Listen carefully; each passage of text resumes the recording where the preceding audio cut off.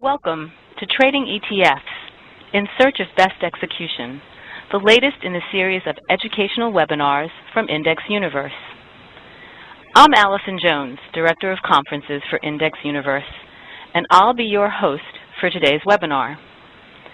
Today's webinar is designed to give you a complete 360-degree view of how ETFs trade, why they trade the way they do, and how you can use that information to get the best possible execution for your clients. The format today is very straightforward.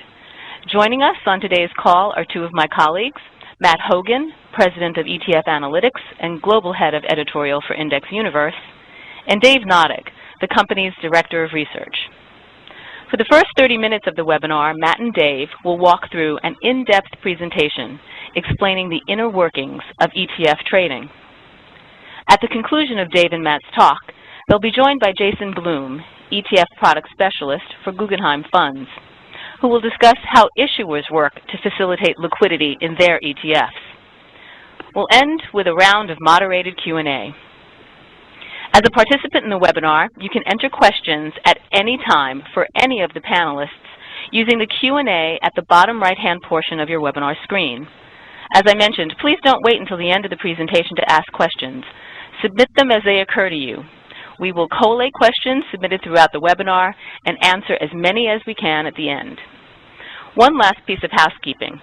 All attendees will receive an email within a couple of days providing access to a recorded version of this webinar as well as a download of the slides. That email will also detail what you need to do to qualify for continuing education credits for attending this webinar. With that, I'll hand it over to Dave and Matt. Thank you, Allison. So both Matt and I are very excited about this webinar. Usually we can agree which one of us is going to get to host each one, and in fact, I don't think we've jointly hosted a webinar in the last 2 years. But trading's a favorite topic for both of us, and we couldn't come to any agreement, so we're going to split the mic duties. The reason I find trading so interesting is that, to me, it's one of the clearest places where informational inefficiency costs investors real money. There's just tons of bad information out there about ETF trading, a lot of misunderstandings, not only among advisors, but all the way up the Wall Street food chain. And I don't think any of us here pretend to have all the answers, but I do think that we can cover some of the basics that will help investors and advisors save at least a little bit of money when they're trading ETFs and hopefully avoid some of the catastrophic mistakes. To me, the fundamental key to understanding how to trade ETFs is to understand what ETFs are, and fortunately, it's right all there in the name. ETFs, as the F in the name suggests, are mutual funds, regulated like mutual funds, structured most of the time like mutual funds, and managed most of the time like mutual funds. But they're mutual funds with a twist, and that twist is also in the name as well, and that's the E and the T, exchange traded. And those two words really do make all the difference. Yeah, I mean, I think what you're saying, Dave, to put it another way, is that I like to think of it as ETFs being the platypus of the financial securities world. They're the platypodes of the financial securities business. And, you know, we all know platypuses are a combination of two things, but that combination creates something entirely unique. I remember the old Wildlife Treasury ad from my youth. It said, a platypus is a curious thing. It has feet like a duck, but it's furry. I like to think of ETFs as a curious thing, too. It's a combination of a stock and a mutual fund. And the core mistake people make when they're trading ETFs is pigeonholing them as either one or the other. You know, this, to my mind, leads to what I call the two myths of ETF trading, and they work together. The first of those myths is drawn from the idea that an ETF trades like a stock, and you see this one everywhere. The core of this myth is that you can effectively cannot buy an ETF that has very little trading volume. That is, you can't put $50 or $100 million or even $1 million into an ETF that only trades a couple thousand shares per day. And because of this, you see a lot of people just ignore huge swaths of the ETF market. There are currently more than 600 ETFs that have less than $50 million in assets, and most people write those funds off entirely. In fact, there are a number of brokerage houses that have actual rules barring barring people from buying these funds. And I think we'll show today why this is unnecessary and why it unnecessarily removes nearly half of the ETF opportunity set from investors. The second myth, I think, is equally unfortunate, and it's kind of diametrically opposed to the first one. The ETF industry likes to tell you that the ETF is always as liquid as its underlying securities. And this comment stems from the idea that ETFs are like mutual funds, which support complete liquidity on a daily basis. And that would suggest that you can trade ETFs with little care or impact. If the underlying securities have 1 million shares a day traded, then every ETF should be equally tradable to have that security in it. Unfortunately, it's not really equally true, and it's perhaps more dangerous than the first myth, and it can cost you a lot of money if you just assume you can trade willy-nilly in a smaller liquid ETF. Right. So one of the things we want to do today is avoid that willy-nilly outlook on the world. I think we're trying to accomplish a few things today. First, we want to look at just why trading matters, which is, why you as an investor should pay careful attention when you're trading ETFs. And we'll look at level 2 quotes and discuss how to get best execution based on the prices you're seeing on the screen. After that, I think we want to jump into that first myth and explain why ETFs do not, in fact, trade like stocks. I think it's an important thing we can do is cover all the vocabulary that you hear about ETFs on a regular basis, things like the creation-redemption mechanism, authorized participants, market makers, bid-ask spread. I think there's some misunderstanding about those terms, and we should clear it up. And then we'll show how to use this knowledge to improve trading, access deeper liquidity, and get a fairer price for your trades. Finally, I think we'll cover the limits of that supposed underlying liquidity and why the liquidity you're told about may not always appear. We'll review various approaches to executing trades based on different scenarios and then jump into the Q&A. But to really understand why trading matters, let's start way back at the beginning.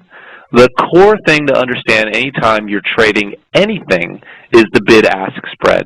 And just like a share of stock, an ETF has two prices, one for buying and one for selling. If you're buying ETF shares, you pay the ask price. And if you're selling ETF shares, you receive the bid price. The difference between the two is the bid-ask spread. In this simple example, the spread in dollars is equal to $50.01, the ask, minus $49.99, the bid, or 2 cents. To find the bid-ask spread as a percent, which is typically how it's presented, you simply divide that dollar amount by the bid-ask midpoint of the fund. In this case, it's 2 cents divided by $50, which equals 0.04%, or 4 basis points. You'll find that this number varies widely from fund to fund. This table takes a snapshot of bid-ask spreads for 4 U.S. financials ETFs measured over a 2-month period at the tail end of last year. We've presented the data here both in pennies and in percents because you'll see both quoted in the media. I think pennies are a nice intuitive way to understand spreads. We all know what a penny or 2 pennies or 7 pennies looks like. But percents are actually more telling because they account for the difference in the share price. So looking at this table, you'll see that RWW, the Revenue Shares Financials ETF, has a 7-cent spread, which may look bigger than PFI's 6-cent spread. But in fact, RWW's spread is tighter because of its higher share price. The same is actually true for IYF versus XLF. Despite the fact that XLF trades at the minimum possible spread of a penny and is considered one of the most liquid ETFs in the world, IYF actually has a smaller bid-ask spread because it has a larger handle. And needless to say, the tighter the spread, the lower the cost it is to trade the shares. Let's take a minute to look at how this actually impacts investors, what the impact of this costs are. It looks like a few pennies here or there, and it's easy to sort of think about, a basis point here, a basis point there, but it really can be quite significant. So this chart adds the cost of the bid-ask spread added to the expense ratio of each fund, assuming that you held it for 1 year. So this is all 1-year holding periods. Many investors and certainly many issuers focus on very small differences in expense ratios. You see people coming out and literally undercutting a fund by a basis point to try to get that cost advantage. But as we can see here, the trading cost here on bid-ask spread needs to be considered. IYF and RWW have similar expense ratios, for instance, but once the spread costs are considered, they're no longer equal. And in the case of a fund like RWW, the spreads can be more than half the expense ratio. Sometimes they're even more than that, particularly if you look at smaller and less liquid funds than something as common as the U.S. financials market. So the costs from the spread are paid when you're buying and selling the shares, so the proportional impact will be greater the shorter your holding period, and less for longer term. If you're holding it for 10 years, obviously, this isn't going to be equivalent to expense ratio. It's not going to be a yearly number. But unlike expense ratios, which persist indefinitely, these bid-ask spreads are really just paid going in and coming out of the fund. Now, these bid-ask spreads can vary widely, and not just from fund to fund, but over time. So this chart looks at the bid-ask spreads for 8 U.S. financial sector funds in 2010. The vertical axis on the chart shows the bid-ask spread as a percentage, like we were talking about. And you can see that it can vary wildly over time, particularly in funds that have low volume or illiquid underlyings, or that may be newly launched. The most interesting line here is that spiky blue one, obviously, which is XLFS, the old ticker for the PowerShares Small Cap Financials ETF. It now goes under the ticker, I think, PSCF. And you can see how the costs to trade this spiked early in midsummer. And that huge spike of 1% was linked directly to the flash crash, right, where it became much more difficult to trade some of these underlying small banks and the like. And you can see that it took a number of months for that flash crash-related spike to level out into the more normal trading pattern we've seen since, where it's trading at, say, 20, 25 basis points in trading costs. So let's tie this back into, how this actually affects you as an investor, because the spread is really only part of the story. It's important to realize, particularly if you're putting in a market order, that you won't necessarily get that entirely filled at the bid or the ask that you see on the screen or you hear about in the press. I think as we've noted before, different blocks of shares can be offered for sale in the market at different prices.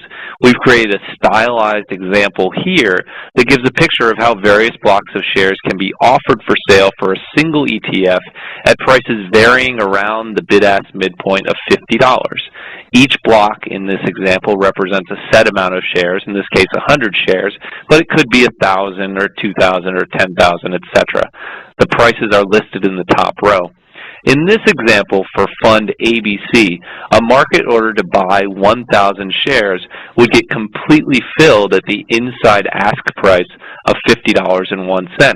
This is a good outcome, and you could safely use a market order here.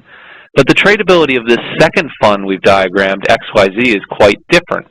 Even though these two funds have the same 2-cent top-line bid-ask spread, for this fund, fewer market participants are willing to trade at inside prices. So here the 1,000 share order can't be filled at the best price. It's filled at successively higher prices, $50.02, $50.03, $50.04, etc.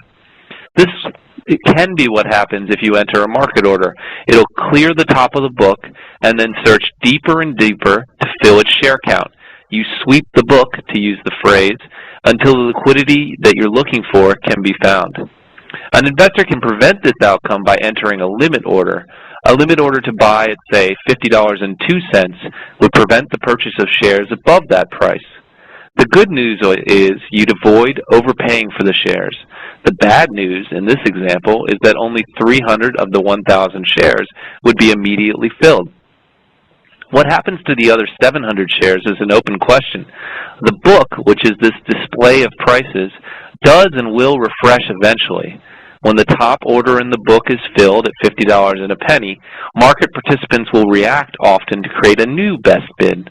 This can take a few seconds to materialize, but if there are people willing to sell at that level, you'll see those offers pop up. In that case, by refusing to pay above $50.02, you might find more liquidity than you first saw at those lower prices and get a better overall execution. On the other hand, for thinly traded funds, the balance of the order might expire unfilled, so you need to place another limit order at a slightly different price. How much can you save by entering a limit order at $50.02? The difference in purchase price with this example seems small, just $18 on a $50,000 transaction, or about 4 basis points. But more costly real-world examples happen every day. We see funds sweeping the book way up above their bid-ask midpoint. The key takeaway here is that limit orders put a cap on the price to buy shares or a floor under the price to sell, and so we encourage the use of limit orders, especially for thinly traded funds. And critically, in the ETF space, there is often more liquidity in the market than is displayed publicly. Market participants don't always want to give away the fact that they have lots of shares to trade or that they're willing to trade a lot of shares at a certain price. It's too much information. So they don't post that liquidity in the market. But by putting in a limit order at or near the best bid or offer, you might just discover liquidity that otherwise doesn't appear to be there. So I think what we're going to do now. Yeah, go ahead, Dave. Yeah. So I think we're now going to start playing a little fast and loose. We're going to start looking at some live data and live quotes. We're going to use Bloomberg for most of this. So let me go ahead and make sure this is going to work.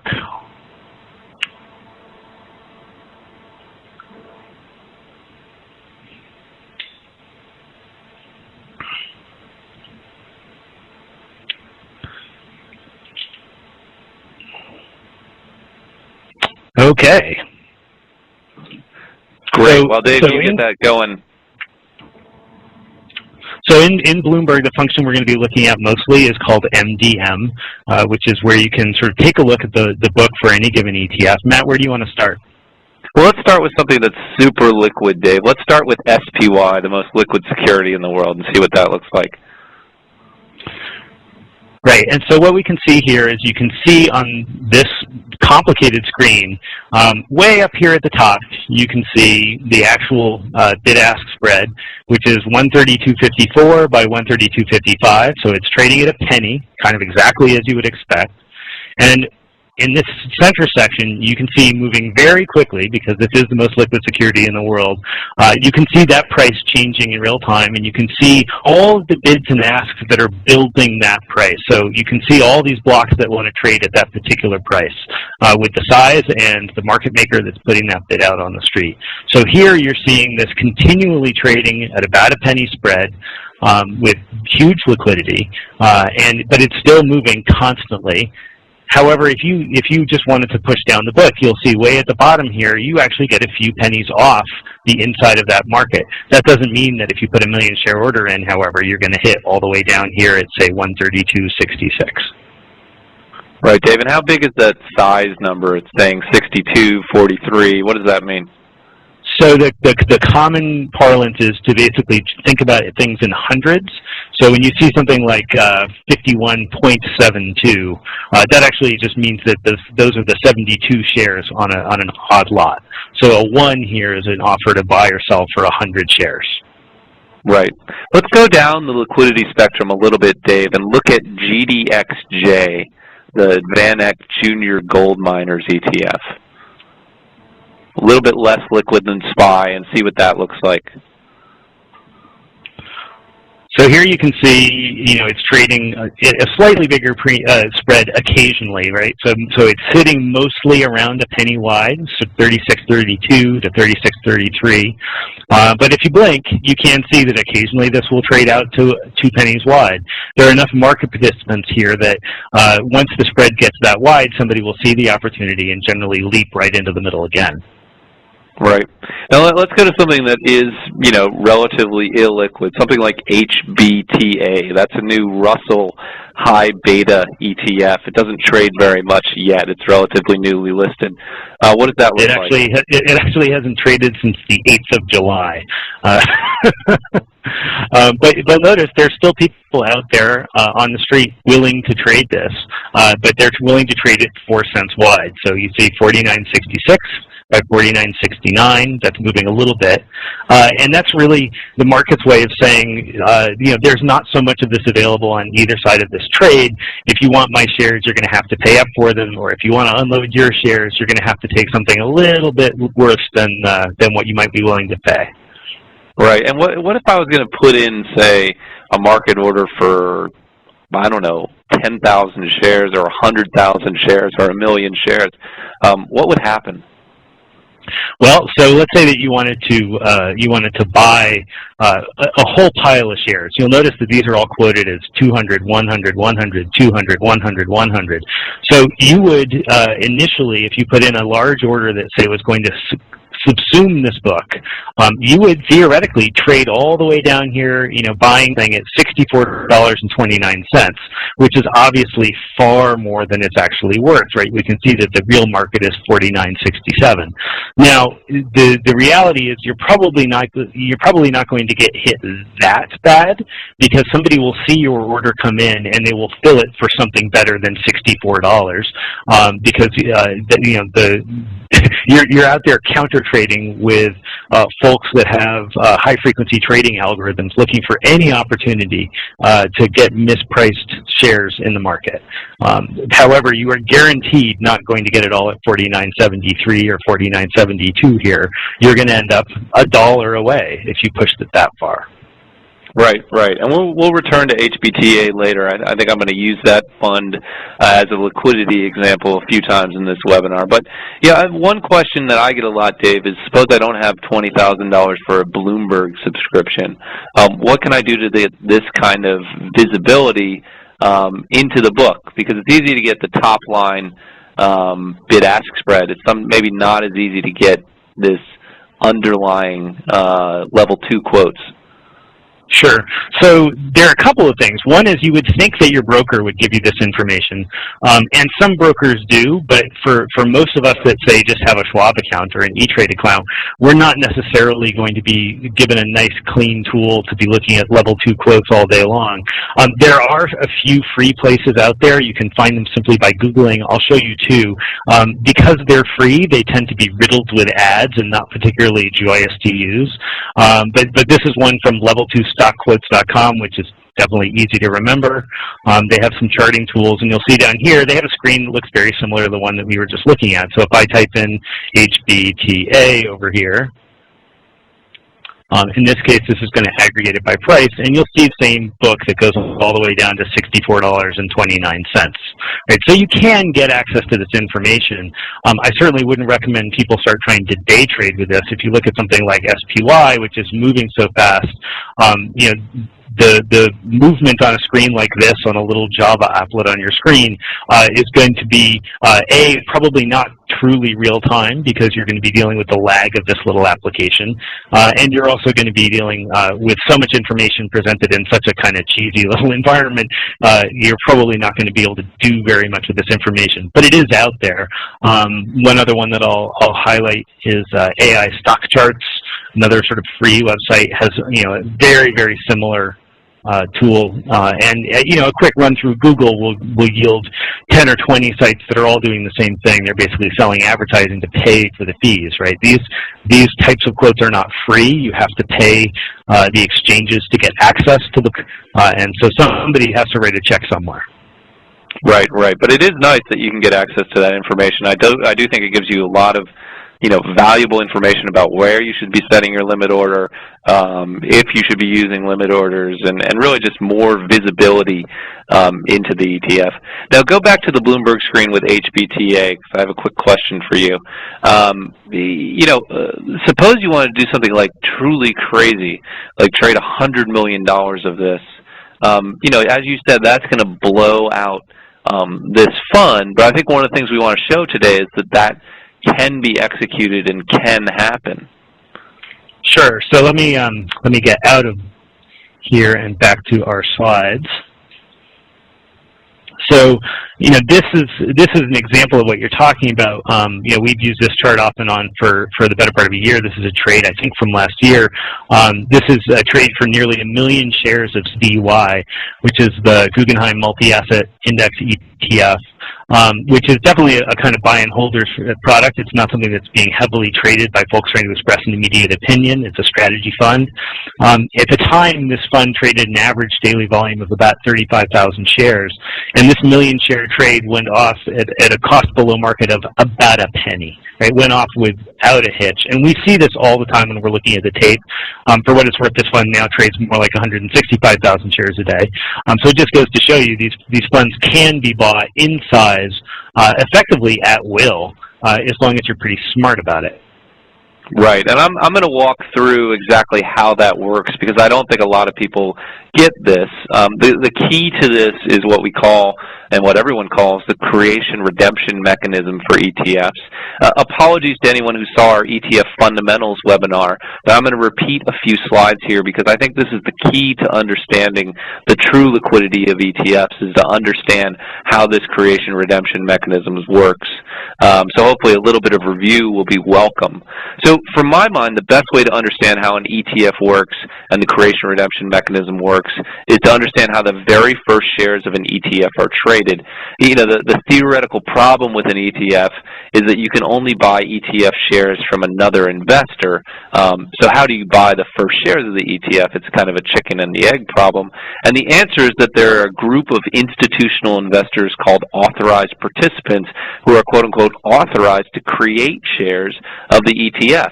And before an ETF launches, one of these APs will enter into an agreement to create a basket of ETF shares, typically 50 or 100,000 shares, priced at, say, $25 each. So let's use 100,000 shares priced at $25 each to create a basket of $2.5 million. Now, rather than sending the ETF company $2.5 million in cash and requiring that ETF company to buy the underlying securities, what happens is that the AP will typically go out into the market and buy up all the individual holdings that the ETF actually wants to hold. So in this example, you might be dealing with an S&P 500 ETF, and you can see that the AP has spent his $2.5 million to buy together a basket of stocks like IBM, Microsoft, and Apple. And, you know, they take that basket and ship it over to the ETF company. In exchange, they get $2.5 million in shares in the ETF. And it works beautifully as a system. The ETF company gets the exposure it wants with no transaction costs. The AP gets the ETF shares that it wants to sell on the market, typically at a price slightly higher than the cost of acquiring that initial basket of securities, so they can make a small profit. And that process continues throughout the life of an ETF. Whenever an AP senses that there is excess demand for an ETF in the market, such as, say, when I enter an order to buy $100 million of HBTA or, you know, 1 million shares of CVY, the AP can create more shares by working directly with the fund company in this way. The process, I should say, also works in reverse. If at any point the AP senses that there are too many shares of an ETF in the market, if there's a big sell order, it can redeem those shares with the issuer. Again, the way this works is simple. The AP will buy a basket of ETF shares on the market, typically 50 or 100,000 shares, and trade them into the ETF issuer. In exchange, the ETF issuer will ship back to the AP that underlying security basket, all the Apples and Ciscos and Microsofts that were in that original securities basket, which the AP can then sell on the open market, hopefully at a higher price than what it costs to buy the ETF shares themselves. And, you know, the APs do this for a very simple reason, which is that they can make money at it. And we're going to talk to some APs later in this webinar. But just to give you an example, here's an ETF trading in perfect supply and demand equilibrium. This is SPY, to go back to that example. The price of the ETF on the open market is just a tiny bit above the true fair value of the underlying securities in the ETF. That tiny bit is the spread we discussed earlier. If you wanted to buy this ETF, it'd be $50 and a penny. If you'd want to sell it, it's $49.99. And in markets like this, the AP will do nothing. But what if everyone wants to buy the ETF all at once? That will drive the price up. So let's suppose that a huge rush to buy pushes the ETF price up to $52 a share, while the fair value of the underlying stocks stays at $50 a share. That's called trading at a premium. And APs see this premium develop, and when the difference gets large enough, they'll jump in and create more shares of the ETF, just like we described earlier. The beauty of this is that it pushes the ETF back into equilibrium because, of course, the AP will go out into the open market and buy up all the underlying securities and simultaneously sell shares of the ETF. That sale of a big block of ETF shares puts downward pressure on the ETF's market price, and the purchase of all the underlying securities, if it's large enough, will put upward pressure on the underlying stocks themselves, bringing everything back into alignment while making a profit for the APs. Now, luckily, there are a lot of APs out there all playing the same game, so you don't usually see $2 premiums appear. Typically, it only takes the slightest premium for most APs to show up and pounce, and more often than not, they're just making a few pennies per trade, but trading hundreds or thousands or millions of shares rather than $2 at a pop. And that keeps the ETF share price close to its fair value and facilitates the liquidity that we see in the market. Now, I know all of this can sound a little mysterious, and I think sometimes people are intimidated by APs and the work they do, but when you take the time to think about what they're actually doing, there's no magic there.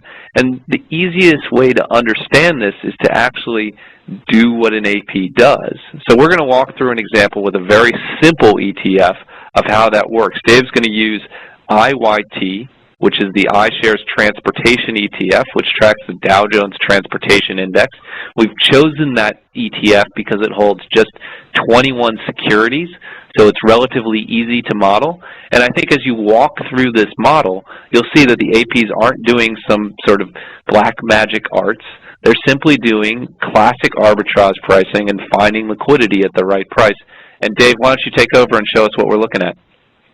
Sure. So hopefully you should be looking at a very simple spreadsheet model, which frankly you could use if you are a very small AP. There are plenty of folks out there that are nice small shops who are trying to take advantage of these arbitrage opportunities. So here's how it works. This is IYT. Every morning, the iShares has to publish the basket, right? The securities that are underneath the ETF, and tell the APs, here's what you need to give me. So what we did this morning is we went, that's publicly available information, we got that basket, and it tells us, for instance, that to make 50,000 shares of IYT at the end of today, we're going to need to hand, say, 5,342 shares of United Parcel Service to them. And we're also going to need to, give them 4,947 shares of Alex. So that's the basket, all of these securities together. And then there's a little bit of cash, right? And the cash tends to be a little bit unknown because of market movement during the day, because creation and redemption sizes can be different.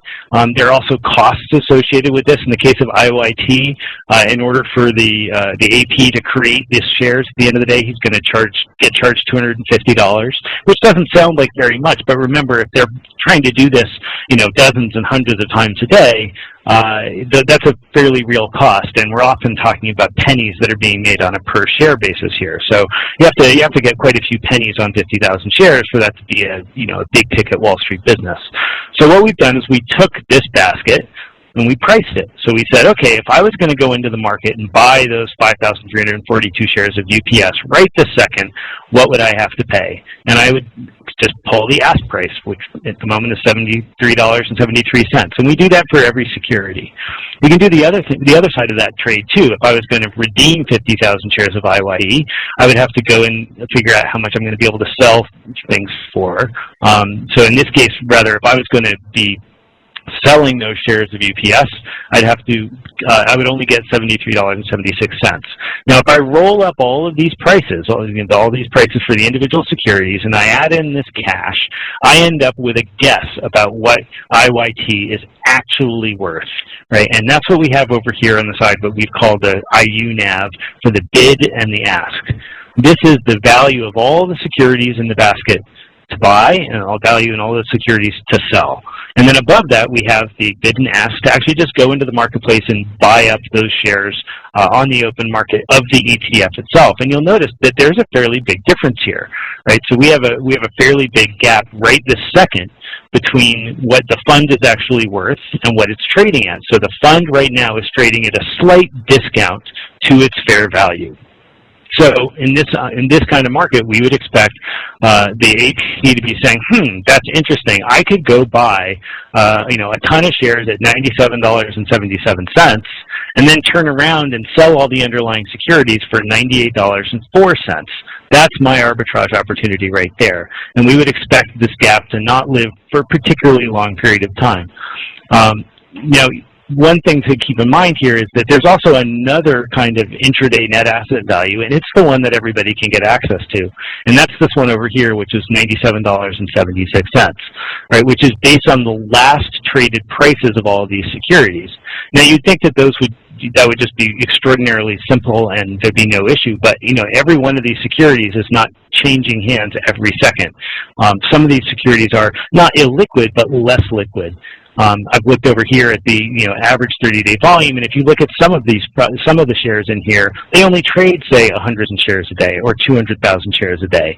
True, something like UPS is trading 5 million shares a day, but when we were talking before about a fund being only as liquid as its underlying, no fund has completely liquid securities. There are always some securities that are going to be less liquid than others. It's axiomatic.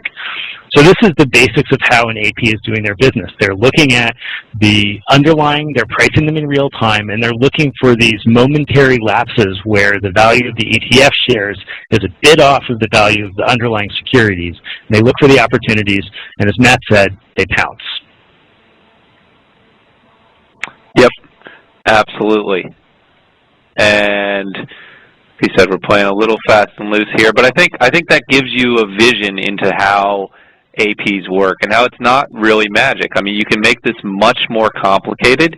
You can blow this out to, say, 3,000 securities in the Russell, and the math gets a little bit harder, but you can see it's simply algorithmically driven. ETFs are derivatively priced, and it's easy enough for an AP to do that calculation to see where the ETF should be trading and fill any order they want there.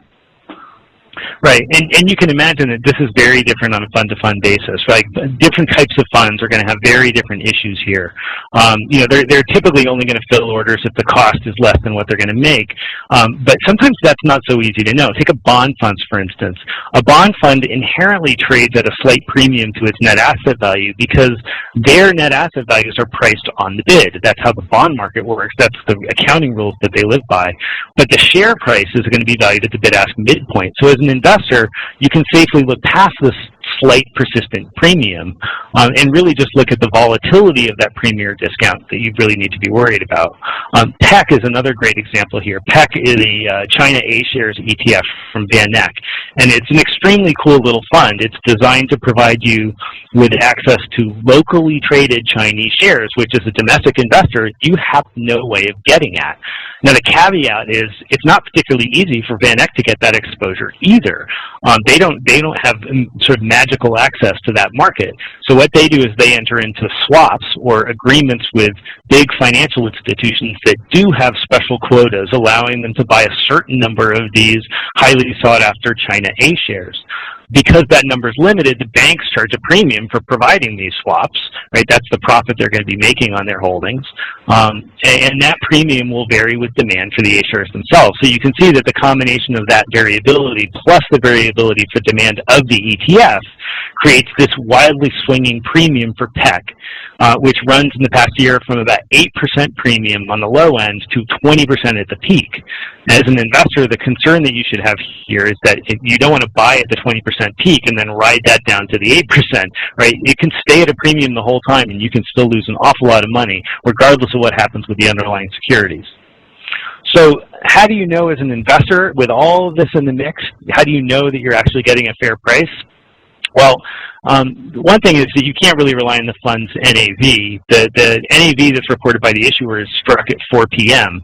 During the actual trading day, they don't move. They don't really convey any information. The securities regulators, however, require all the ETFs to publish an INAV, or an indication of portfolio value, something called IOPV, which is a real-time estimate of that fund's NAV that's published every 15 seconds throughout the trading day. And there are a couple ways to get them.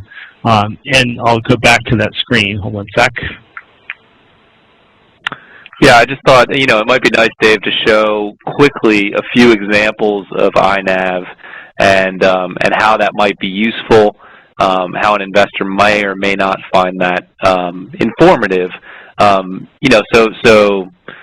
Here's a great example of one place where they may not find that informative. Why don't you fill them in on this? Sure. So we'll jump right to an example that's sort of similar to PEC. So this is GXC, which is a China fund. It's the second, I think it's the second largest core China fund out there. And GXC trades quite handily all day long. What I'm looking at here is a 3-day chart, and this black line here is the actual trading price of GXC through the day, and you can see what it's done here today, up and down, up and down. This other line, this reddish, brownish line, is the indicative NAV that's published on Bloomberg. You usually just add IV to the end of a symbol. If you go to Yahoo Finance, I'm pretty sure you just add .iv. Is that right, Matt? That's correct. Yeah, and so most quoting services will have some simple mnemonic like that, you know, .nv, .iv to track this. Now the problem here is that while GXC is happily trading along here and going up and down, and those are all, you know, perfectly valid prices, it's trading with very small spreads. You can see that up here. It's trading with spreads of about 5 cents, which for an international fund isn't bad. But the market's closed, so there's no actual movement going on in the underlying securities which GXC holds, because the Chinese market isn't open. There's no live price for its holdings. So consequently, you end up with this intraday net asset value down here, which is basically just reflecting either the handful of ADRs that might be trading underneath it or the currency fluctuations. But for the most part, this is just going to look like a flat line. And it gets even worse when you end up with some situations like, you know, the Chinese New Year, where that market was closed for days, yet in the U.S., all of the Chinese funds were obviously still trading. And you'll notice that there's necessarily a persistence to this, right? Yesterday, the GXC was trading below its indicated NAV. Today, it's trading a little bit above that NAV. Right? What's the right price here? That's a little bit tough to say. Right. I mean, I think look at a few others here.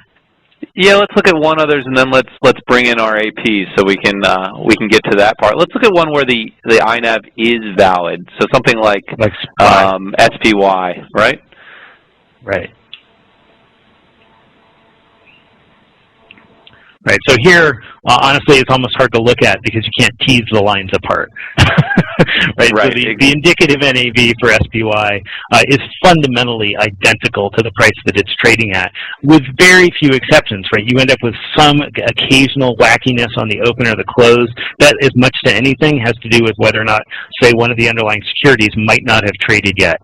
And SPY, the security itself in that case may actually be a better proxy than looking at the intraday NAV. Right. I think that's right, Dave. And I think we can, you know, we can go back to the slides. I think the lesson on INAV is essentially that it works brilliantly, you know, for anything where the underlying securities are actually trading during U.S. market hours. So it works brilliantly for things like SPY. It works brilliantly in the start of the day for things like bond funds. But it works less brilliantly for things where the underlying securities are closed. In fact, as this slide says, it's crushingly horrible. So for a China fund, the INAV is actually poor information. For the Tokyo fund, similarly, and you can see why just in this spread chart, right? So this looks at, you know, the spread between London trading and New York trading. You can imagine that the INAV works very well for a UK fund, say, during that overlap period. But for a Japanese fund, there is no overlap period, so the INAV is constantly stale. So use INAV if you're trading with domestic securities, and don't use it if the underlying securities are not closed, is essentially the core of the message there. If the underlying securities are closed, you really have to look to the liquidity of the ETF to see if it's providing fair price discovery. And right, Dave, do you want to go ahead? I was going to say, there have been cases, you know, EGPT comes to mind, where you had underlying markets closed for months, and effectively the only price discovery for those securities was the ETF. That's exactly right. That's exactly right. Now let's see how this works in practice. We're going to do something fun here and actually bring in a few authorized participants to get some live quotes on seemingly illiquid securities. So the first one we're going to bring in is Knight. Knight is one of the largest ETF traders in the world. They're an authorized participant. They're a lead market maker in many securities. Their trading floor is truly something to behold. It's been used for movie sets. And I think we're bringing in Darren from Knight. Is that right, Dave? Yep, we'll see whether we get it. Quotes. give us a few quotes on some securities. Hey, Darren. Hi. Hey, it's Matt Hougan from IndexUniverse. How are you? Doing well, doing well. Hey, we were hoping to get a few quotes. Hoping to get a few quotes on some ETFs. You know, we've been talking a lot about HBTA, the new Russell High Beta ETF, and you know it hardly trades at all. But I was wondering if I were to call you up right now and ask for, say, $50 million of HBTA, how far off the bid-ask midpoint would that take us? It's about 1 million shares. I'd say we'd be up maybe 3 cents or so. So that's trading right now at 49.51 is what I show on my screen for HBTA. So we could be getting that in the 49.55 range. Yeah, 54, 55, somewhere in there. Yeah, and the reason for that, Darren, is what? I mean, how are you finding that much liquidity when there's no liquidity on the screen? We will source it out with the underlyings of the basket, you know, and use a combination of futures as well. Great. Let me do one more, and then I'll let you go. Let's do $20 million of CVY. That's a fund we showed a good print in earlier. So how far off would we be for $20 million in CVY? CVY would probably be about 2 cents up. So again, 21.51. Yes. Perfect. And what's going to make the distinction there between, say, a fund where you're going to be able to be, you know, just 4 or 5 cents over, and something where you may actually have to step back and say, you know what, that's actually going to cost you 50 basis points. You know, what makes something truly difficult to trade from your perspective? It just depends how easy it is to access the liquidity of the underlying. Super.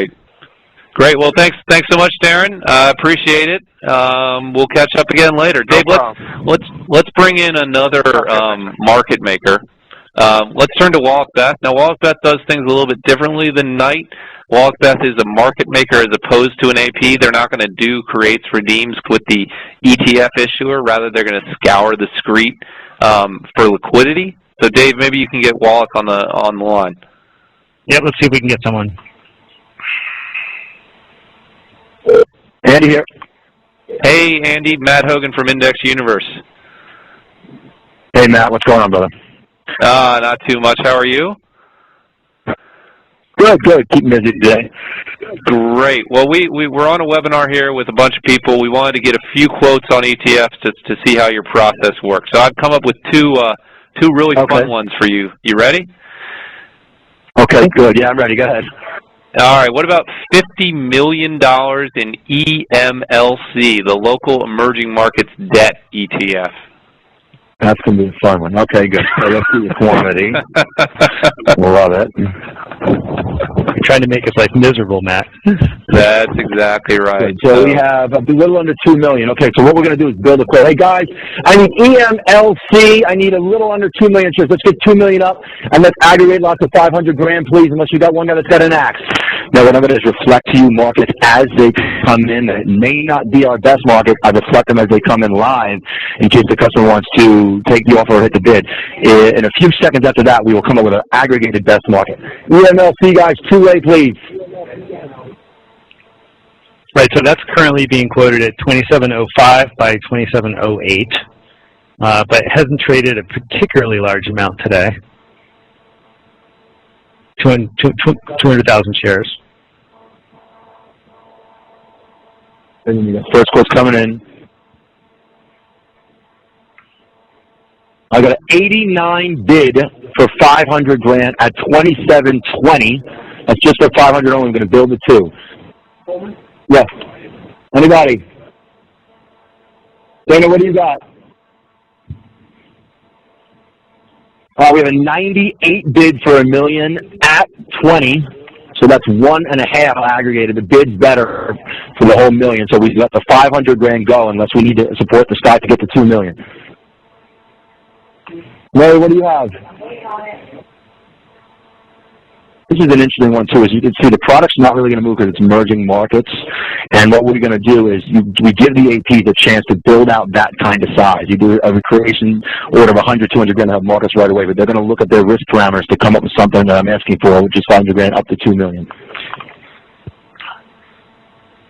So the bid that Andy was talking about there was 26.98, which if you were sweeping the book, looks like you hit, you know, a few thousand shares, right? That's only a little bit down the book. So when we look all the way down the book at things like 26.79, we're not going to get anywhere near that. 500K at 27.15. All right, are you hearing that? So now we have an offer at 15 for 595 bids. So we'll aggregate the whole thing to be around 98 cents for 2 million, and with the million, and I believe we had the million at 20, we can get that around 17.5 for 2 million shares. 17.5 cents, so 27.17 to do 2 million shares of this product. And we had to aggregate it amongst multiple APs because one was too much. Right. So the net result there is being about 10 cents off. Just real quick, we have a 99 bid coming in as well. So we have a 99 bid for the whole 2 million, and we're at 17.5 on 2 million on the offer. So 6 cents. Yeah, I mean, just amazing to see that on the screen. You know, it's that's just a few cents off where you can get 100 shares publicly. So that's amazing, Andy. That's actually going to do it for us. We're only going to give you that one because that one was such a great one. But thank you so much for being on the line. All right, Dave. Let's quickly do one. Let's quickly do one more. Get Susquehanna on the line. We'll give them one to quote, and then we'll move into Q&A. Super. Let me just add this person in. Yeah, I mean that just shows you the depth of liquidity that they can access for local emerging market debt. That's pretty impressive. This should be Damon at Susquehanna. SIG? Hey, Damon, Matt Hougan from IndexUniverse. How's it going? Good. How's it going? Great. We just want to get one quick quote from you on an ETF. We're looking to move $25 million of YAO. YAO. What was your size again there, Matt? $25 million. Call it 1 million shares, just to round up. Okay. All right, let's take a look at this thing. Bear with me 1 second. So it's traded about 20,000 shares today. This is the Small Cap China Fund, the Alpha Shares Fund. That's right, Matt? That's correct. And you know this moves about 20,000 shares a day, so it's not the most liquid security in the world. And again, we've got underlying markets that are closed, and it's trading at 9 cents wide. Yeah, so we're trying to put the most difficult questions we can to these APs and see how they do.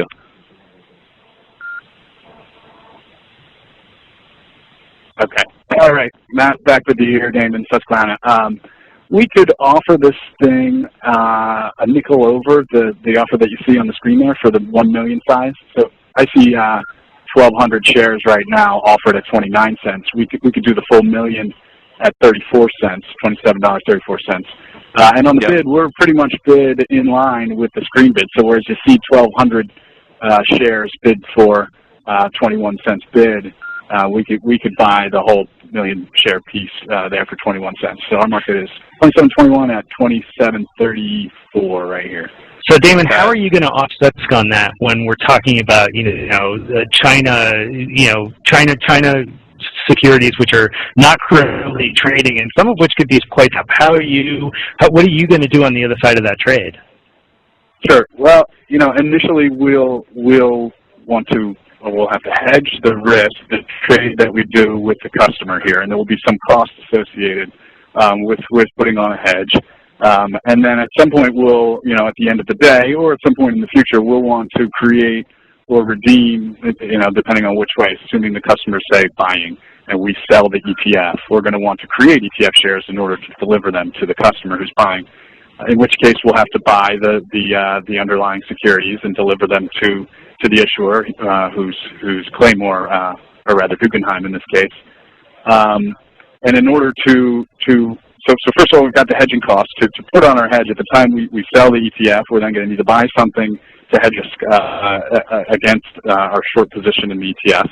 So there'll be some cost to that hedge, and then there's going to be costs to actually going out and sourcing the underlying securities and transacting the creation with the fund. And those costs are numerous and various. So, there's trading costs associated with buying the underlying portfolio, commissions we have to pay, exchange fees, taxes, as well as any impact or what we call slippage in actually executing the individual orders in those individual names in the basket.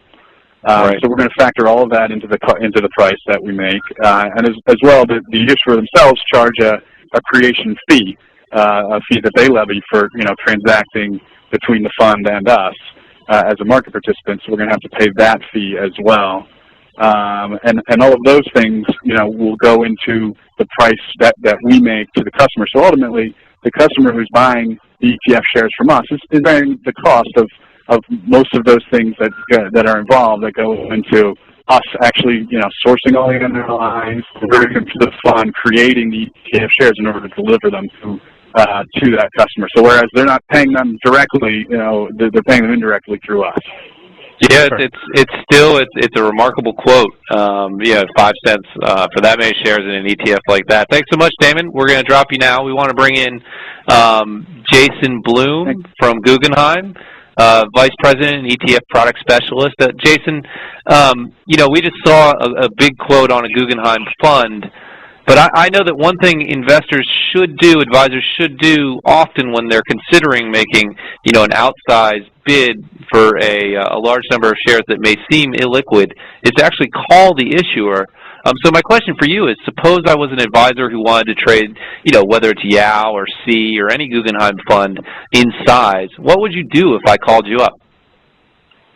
Well, the first question that I would ask is, where do you custody? Who do you trade through? And then we would start to unpack what your options are from there. So let me give you like a quick example. In this exact ticker that you just quoted, YAO, we had an RIA who was dealing with a desk, a trading desk through his custodian, that was not very experienced in ETFs, and he wanted to buy not that much, really. I believe it was about 100,000 shares. And he was 3 days into executing that trade in 1,000 share increments, and said, "I'm going on vacation. I need to get this trade done. What should I do?" And of course, the first thing is, "Wow, I wish you would have called us 3 days ago." Okay, who do you trade through? Okay, look, you should have been able to get this trade done in 3 minutes. And okay, we literally gave him a list of five market-making firms. One of them was Susquehanna, who you just spoke with. One was Knight, and one was Wallach Beth, and 3 others. He said, "We know all these firms that can trade this ETF. Get in touch with them. They will then walk you through how to access them through your custodian." For the RIAs, that's the particular challenge for them. And if it's a large wirehouse advisor, that's a much easier answer. They have very experienced trading desks. It's literally just giving them the name and number of the person on that desk that we know is experienced in ETFs. So we're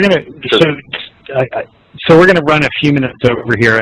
Just audience know that we'll probably run till about 10 after the hour, just because this is a big, meaty topic, and we've been doing some different stuff. But Jason, I wanted to ask you another sort of more pointed question, which is, what do you do to make sure that your funds can trade well, right? I mean, Guggenheim, like many issuers, has a broad product line. Some of the products are more niche-y and will always have a little bit less volume. Some of the products are really mainstream and are always going to be heavily traded.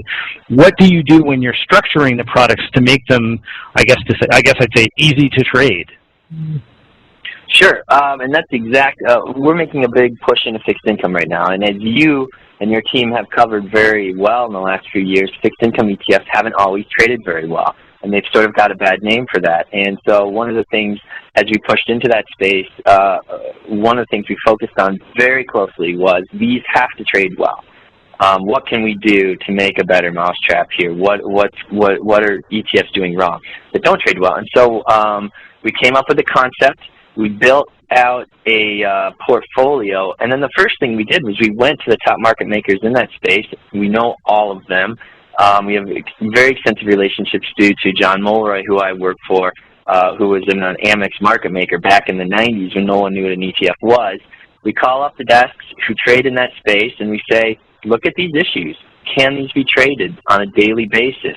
Or if you can't get them today, could you hedge yourself and get them tomorrow?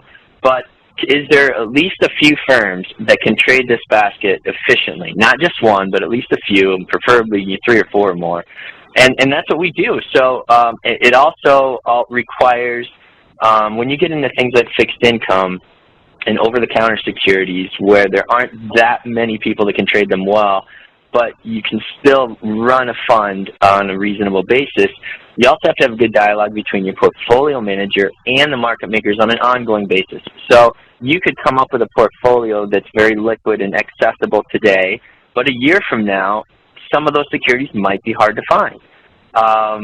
And so you need on any given day to be willing to be at least flexible, not in any way that would impact existing shareholders, but in a reasonable way to just facilitate what can be fairly nuanced.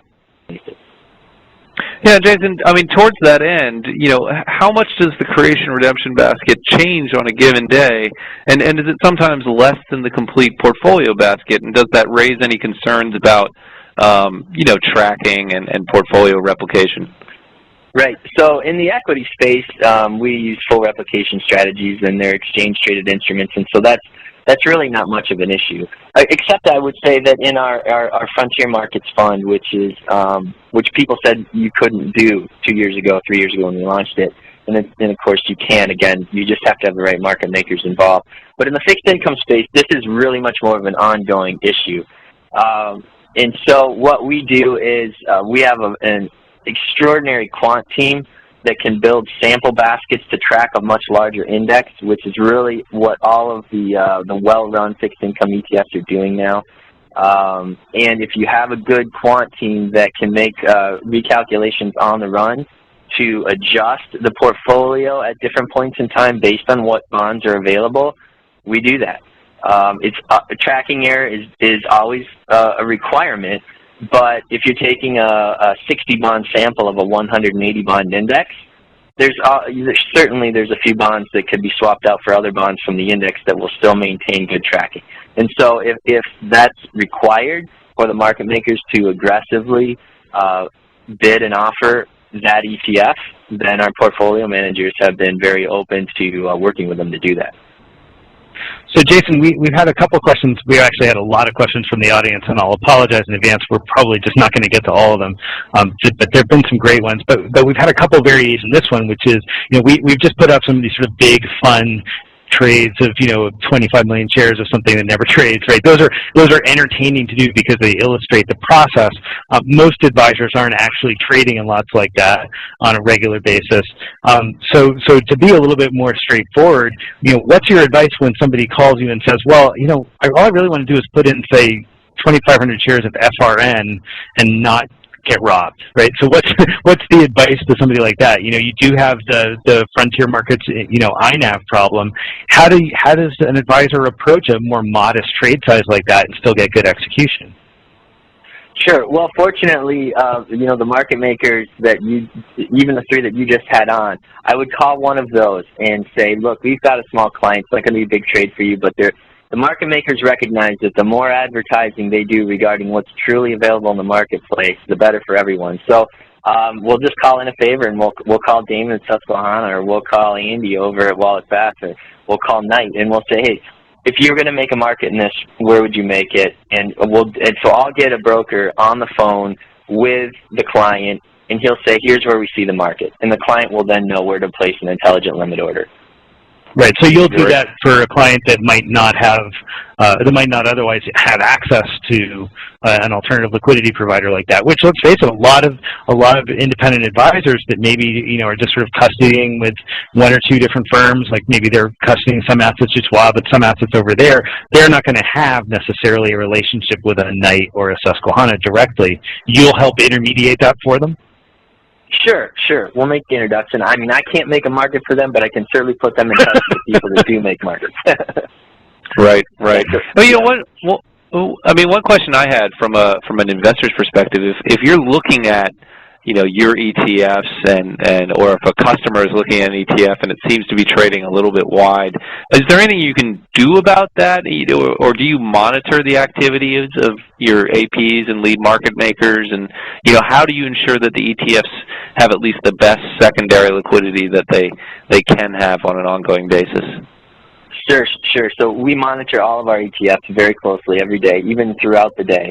Occasionally there'll be technical glitches. One of our market makers, literally the exchange stopped accepting their orders and the market widened out to $1 wide. And I call them up and they say, well, we can't get our orders in. I'll call another market making firm that we know well, and they'll step in and just stream in quotes for a little while to keep it steady.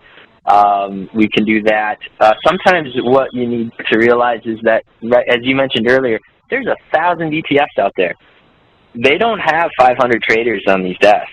They maybe have a dozen, and they can't watch all of them all the time. So what will happen sometimes is it'll be a little bit wide. Maybe they'll have an algo making a market, but not really taking too much risk. And I'll say, hey, I've got a client looking at this. Where would you guys, if you were, if you're actually paying close attention to this, where would you price it? And all of a sudden, they'll tighten it up on the screen. I mean, it's literally just a bandwidth issue. Sometimes they can't watch every ETF all the time, especially if it doesn't trade a lot of shares every day. So I won't even necessarily put the client on the phone with them, but I'll make a call out and say, hey, someone's looking at this. Could you stream in some quotes, or could you show an offer, or show a bid and an offer, something like that. Just literally a tap on the shoulder to the market maker sometimes helps a lot. Interesting. I mean, this is another great question that I actually have no idea what the answer is, so I'm dying to hear what you say about it. You look at the creation basket sizes for, say, a whole range of international funds, and you'll see things from 50,000 shares to 400,000 shares. How do you make that distinction about how big to make the basket? What are the parts that drive that decision? Well, as Damon mentioned earlier, there are certain fixed costs that go along with the creation of shares, and so the creation unit has to be at least large enough that the fixed costs don't become too big a percentage of the notional amount. So we tend to go with $1 million creation baskets or larger, 50,000 shares or larger. Now, to the extent that the price of that ETF may drop over time, if the ETF was launched at the top of the market and now it's trading at $9, it's still a 50,000 share basket. But then maybe the market maker will wait to create until he's got a larger, several creation units. But that's sort of what goes into it. And then on the fixed income side, when you're launching the fund, the thing with fixed income that's sort of counterintuitive and counter to what you see in equities is that over-the-counter bonds are much more difficult for market makers to trade in small amounts. So if you start with a 40-bond portfolio, you can't do a $1 million creation basket out of the gate, because they then would have to trade those bonds in $25,000 pieces. It's extremely painful and extremely costly on a percentage basis for them to go out and count.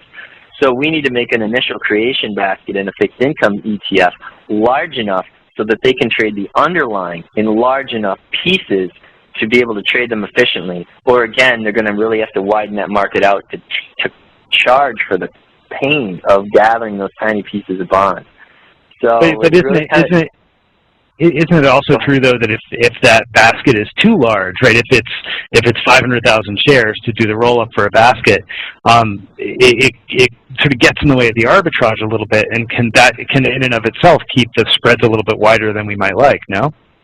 Absolutely. That's why we try to make them in general as small as possible, so that the market makers can create and redeem in the most convenient units, right? So if you have a $4 million or 400,000 share basket or something like that, they're getting short, and then say they're only short half of a creation unit, now they're in this tough position where I can only stay short for so long. Market makers have 6 days before they're forced to cover, and they're in this tough spot where now I've got to create twice as many shares as I need and get net long a whole bunch of these ETF, and now I've got to hedge that. Or, at least on the short side, that can create significant problems. If they're long, they can stay long as they want to. But again, they're not in the position of being long for a long term. They want to unwind as quickly as possible. So you're right. If you make that basket too large, you inhibit the arbitrage process. Right. Jason, we only have one more minute. I wanted to ask you a general question to wrap up, which is, you've walked through this webinar with us. We've covered some great questions. What do you think, if there's one misunderstanding people have about trading ETFs that you want to clear up, what would that be? Wow. I think it's the topic of the whole discussion here, and that is that average daily volume is not an indication of the available liquidity in an ETF. It's certainly a factor, but there are so many great strategies out there. The ETFs that trade millions of shares a day tend to be the older ETFs. A lot of great newer strategies have come along, and you are eliminating a wonderful variety of tools by just looking at average daily volume, and you're giving that edge up to your competition if you're an asset manager. And I just think you're doing nothing but hurting yourself and your clients by being too simplistic and looking at what is truly available. Well, it's certainly a complex topic, and here we are running around 70 minutes already, and I feel like we could go on for another half hour. I want to remind everybody that if you're attending this live, information on CE credits will be mailed to you. We encourage everybody to send us a survey, to fill out a survey after the fact. Let us know what you think. We hope we'll see you again in future editions of the IndexUniverse.com webinar series. You can get more information on our website at IndexUniverse.com, also at GuggenheimFunds.com. Thank you for listening, and we'll see you next time. Thanks very much, Jason. Thanks, Matt. Thanks, everyone. Thanks.